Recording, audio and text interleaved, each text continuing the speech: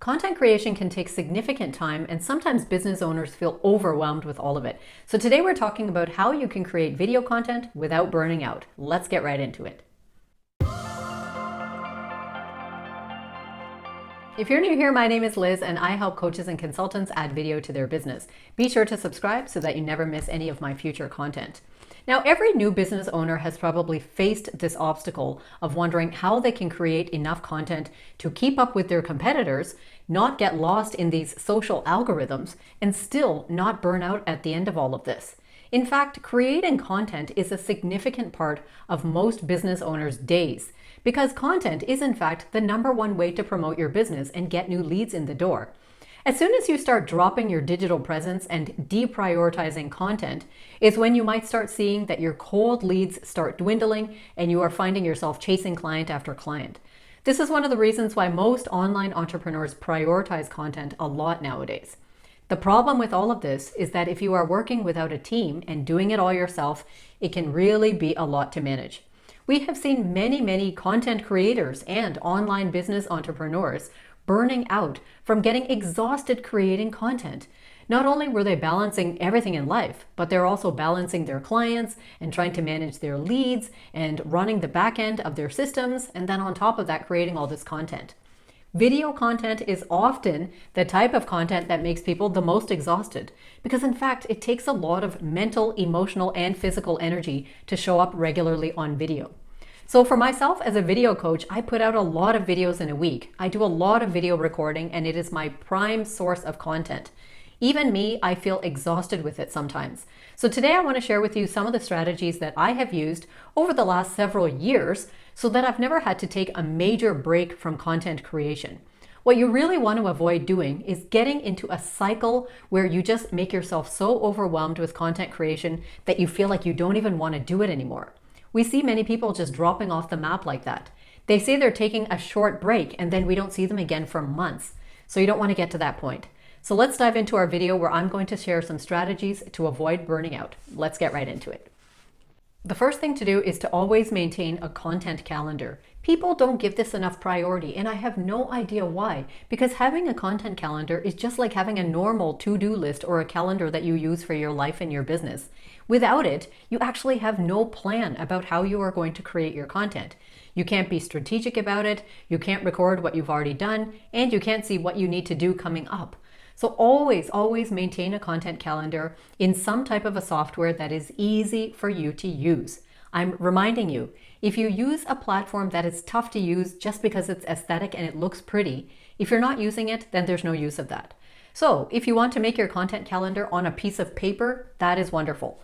Or you can use Google Docs, or you can use Google Sheets or Excel, or if you want to use programs like Asana, Trello, Notion, ClickUp, any one of these different programs that are available to you, whatever program is easy for you to use that you find a pleasure to navigate through, use that.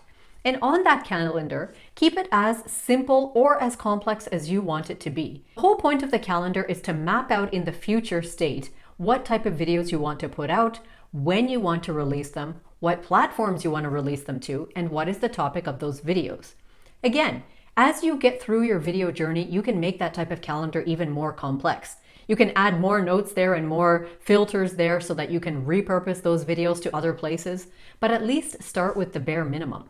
The goal of having that type of calendar is so that you can check off things as you're doing it. You can make sure that you are putting out a variety of different videos and not just the same type of video all the time, that you're covering a variety of different topics, and so that you have a plan going forward. What I notice is that sometimes people don't use a content calendar. Instead, they want to shoot videos spontaneously or just sporadically. But when you do that, you don't really have any documentation or record of what you have already put out or when you want to put out the next stuff. This means that your entire video strategy ends up being a little bit haphazard, and also it feels unreliable for your audience. When your audience knows that every Tuesday you put out a YouTube video and every Thursday you have a live stream and then you have a couple of reels throughout the week and you show up on stories once in a while, then you become like a predictable, familiar face in their system. And it just keeps your system moving along nicely. So really prioritize having a calendar like that. That is the first place to start. Keep it simple, and then that way you always know what you have coming up without having to just sit down and struggle to figure out what type of video to make today. The next way to avoid burnout is to avoid making videos just for the sake of making videos. Every single video should have an intent behind it. So hopefully you've done some branding exercises so that you know what your brand values are, what your content pillars are, what are the topics that you really want to be sharing with your audience. Once you've got that on paper or written on a whiteboard in your room, then what you can do is make sure that every single video you make ties back to those topics. You don't need to be making videos on every single topic in the world just because you think it'll be of interest to the audience. Because the audience has to understand what you stand for as a brand. They need to understand what your brand values are, what are the topics that they can expect to hear from you. That's how they make a decision as to whether they are in or out. So having these type of brand values and all easily accessible to you so that you can refer to them when you make your videos really helps. One of the reasons people sometimes burn out from video content is because they feel this pressure to put out the video without thinking strategically about what the video should be about. So then when you are sitting down and trying to rack your brain about what would be a good video topic today, that's when that becomes a really hard and impossible exercise. Instead of that, always refer back to your brand pillars, your brand values, your content pillars, all of that stuff. Keep everything tied to your own business goals and the goals of your audience and the values that you want to share with your audience. And that way you will make sure that you are only putting out videos that will be high value to them and not putting out videos just for the sake of the video. Another thing you can do to avoid burnout is to experiment with different formats of videos. Sometimes people just get burnt out and fed up creating the same type of video, and you basically end up in a creative rut. So instead of doing that, try a new type of video that you haven't tried before. Maybe you can do a tutorial, or you can do some type of a live stream collaboration with someone, or if you're not used to doing Instagram stories, try to do some stories. There's all sorts of video formats. That's one thing that I love about video, because there is something for everybody. There's so many different ways that you can create videos, and every platform accepts video in a different way. So try to put aside some of the things that you've been doing till now, if you feel like you're just feeling a whole lot of blah around that, and experiment with a new type and see if that will just kickstart your creativity a little. Now we're interrupting today's video so that I can remind you to subscribe. I think you should do that first. And if you are interested in adding video to your business sooner rather than later, then I invite you to join me at my next live free webinar where I will outline 3 simple steps that you can take this week to get started with video right away. Be sure to look for it in the description below. Now let's get back to our video. Another thing to do is not make it all about business. When you create your content calendar, remember that the people who are watching your content, they don't only want to know 100% about your niche and about the business. They also want to understand who you are as a person. That's what makes you relatable. That's what helps them decide if they actually connect with you as a person and actually like you. So for this reason, in your content calendar and when you are creating video content, share some personal stuff. Share some things that have to do with your hobbies and some of the other things that you're doing in your life, some of the places you're traveling to, some of the events that you go to on the weekend.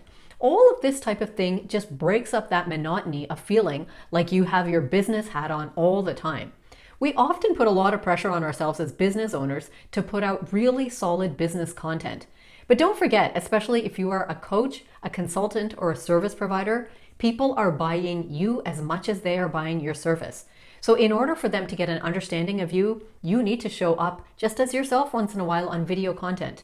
And the good news is, when you do that, you have a chance to break free from the business mold once in a while and just add in other content that's your own personal stuff, just for your own personal fulfillment.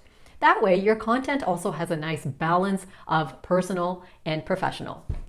Another way that you can beat burnout is to delegate or outsource. Now, I know that outsource is a word that new entrepreneurs hate to hear because it means that they're going to have to squeeze their budget even tighter. But would you rather burn out and then be off the map for 3 months, or would you rather pay somebody $100 to edit or create some content for you? So consider the pros and cons of both of these things. The problem with burning out is that sometimes people just never get back on track. Once you get comfortable not being on video and not creating content and having all this time back in your life, it becomes really easy just to continue on like that. And that is a dangerous path to go down, my friend. So instead of that, see if you can get an intern, from your local community college, or maybe you have a high schooler who is a member of your family that would like to just volunteer and do a little bit of work for you, some design work, for example. Some of the younger generation are really good at that and they are fast at it. Or you can hire a high school student for, just a really affordable rate and get a couple of hours of work done with them. Or you can go on a website like Upwork, for example, and then just outsource some of your more tedious tasks to someone who can do this really quickly and affordably. For example, video editing, creating thumbnails, all of that type of stuff can take time. If it's not a specialty of yours, and if you find that you are draining hours and hours and hours just with video editing or scheduling of your social media, you can absolutely outsource that. Even if you feel like your budget is tight and you don't want to have to put that pressure on yourself, consider that you can even outsource that just for 2 weeks. Even if you outsource it for 2 weeks, you can give yourself a break for 2 weeks. You can step back, take a breath, regroup, and figure out, what direction you want to go with on your content. Let someone else do the work for 2 weeks, and it won't be that much of a squeeze on your wallet. That itself might be enough time just for you to catch your breath and get back to the video game. Now, on that note, if business is moving along and you are feeling comfortable with your budget, why don't you consider actually hiring somebody for 10, 15, 20 hours a week even, or even 5 to 10 hours a week? You could actually add your first team member to your business. Sometimes solopreneurs wait forever to actually hire someone, mainly because we get into this habit of being the only person in our business, and we forget the fact that now we might actually be financially well off enough that we can hire somebody and add someone to the team. Once you do that, of course, it would be a huge relief for you. You can delegate more activities, and then you can start doing more work that is fitting into your zone of genius. That way you can do more of the visioning. You can come up with the video ideas. You can think about how to actually present it and work on your delivery, and then let your team member take on some of the extra tasks. That can absolutely help you to curb burnout. And one of my favorite ways to avoid burnout is to take strategic breaks. Even myself as a video coach, I don't show up on video every day. I don't do that because I know myself. If I do something over and over and over and over, I get fed up with it and I get bored with it. So for myself, I take a break practically every alternating day. I will show up on stories and I will do a little bit of video work today, and then tomorrow I won't be on video at all. I'll just be doing other work, and then the next day I'll come back to video. So you know yourself and you know how much you can actually take and how much energy video content is actually taking from you. So try to find ways to put out videos for a week or so. Try to batch create some videos and then just store them so you've got a stock. And then don't make videos for another 1 week. Give yourself a breather. Give yourself a break. Maybe in between that 1 week, you can just shoot a couple Instagram stories just for 10, 15, 20, 30 seconds here and there. And that way that will just keep you in the game, keep you visible so that you don't fall off the map. But at least you're not getting into a situation where you're constantly creating content and starting to drive your creativity downward. Now, one thing that I do want to say about this is that people have very short memories when it comes to your audience. So as soon as you start not showing up at all, two things happen. One is your audience starts to even forget that you exist. They'll be checking for you for a few days, and then they'll move on and be watching other accounts. And the other problem is that as soon as you start taking a break for a week, it becomes easy to extend that to 2 weeks and 3 weeks. So be really careful about this. The break that you're taking should be more so that you can recharge and regroup. But when you are working and not taking a break, try to put out as much content as you can, or at least record as much video content as you can so that you can store some for the remaining weeks. So what I basically mean by this is, let's say this week I'm feeling good, I'm high energy, and I'm feeling creative, and I want to create videos. So I will batch record a bunch of videos. I will release some of them this week, and I will keep some of them just saved in drafts or on my computer, and then I will release the rest of them next week. So next week, that means my audience is still seeing me on camera because I'm releasing the videos that I made the previous week, but I'm actually on a little bit of a break. So consider doing things like that if that would help you to avoid actually burning out and dropping video altogether. So I hope that these strategies and suggestions have helped you. Remember, video is a skill. It takes time and effort to learn, and it takes a ton of energy to actually get through with it. So if you want to make video a part of your overall marketing strategy, you need to use some of these strategies so that you don't get burned out and exhausted and fed up with the whole thing. Now, if you like this video, I hope that you will give it a like, share it off with one of your friends. Don't forget to subscribe because every single week I bring you a new video teaching you how you can add video to your business. So until next time, take care.